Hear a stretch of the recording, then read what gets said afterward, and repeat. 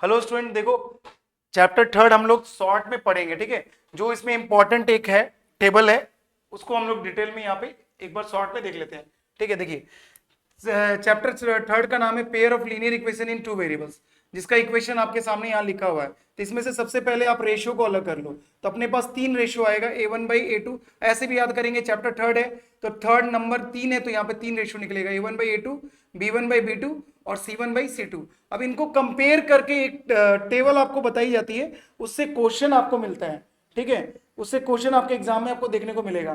तो टेबल के first column के अंदर हम लोग कंपेयर करते हैं इन रेशियो को। तो पहला कंपैरिजन आता है A1/A2 not equal to B1/B2, ऐसा कंपैरिजन आएगा। तो वहां पे आपको ग्राफ जो मिलेगी वो इंटरसेक्टिंग ग्राफ होगी। इस ग्राफ का नाम होगा इंटरसेक्टिंग ग्राफ, ठीक है। और यहाँ पे आपको पूछेगा कंसिस्टेंट और इनकंसिस्टेंट। तो देखो कंसिस्टेंट का अर्थ होता है, कंसिस्टेंट का मतलब होता है मिलना, और इनकंसिस्टेंट का अर्थ होता है नहीं मिलना, ठीक है। तो आप यहाँ पे देखिए, यहाँ पे मिल रही है ना ग्राफ दोनों, तो यहाँ पे हम लोग चुनेंगे क्या, सिलेक्ट करेंगे, कंसिस्टेंट सिलेक्ट करेंगे।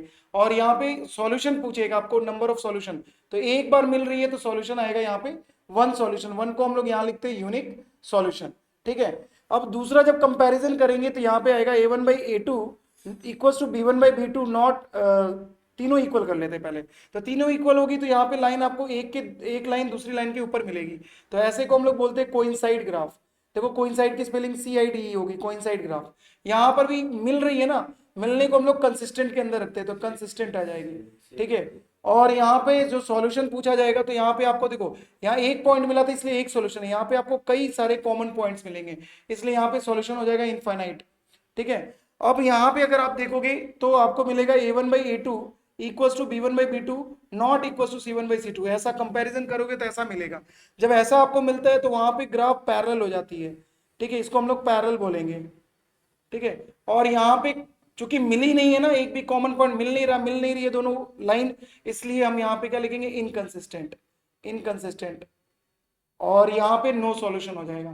तो इस पे आपको आपको अक्सर एग्जाम में क्वेश्चन देखने को मिल जाएगा, ठीक है। के का वैल्यू सॉल्व कराएगा, तो देख लेना आप कि वहां पे क्या लिख करके दिया, उसके हिसाब से आप ये यूज करना, ठीक है। इस तरह के शॉर्ट्स वीडियो देखने के लिए हमारे चैनल को सब्सक्राइब करें, और लॉन्ग के लिए हमारे चैनल पे आए, पूरी वीडियो देखें। Thank you.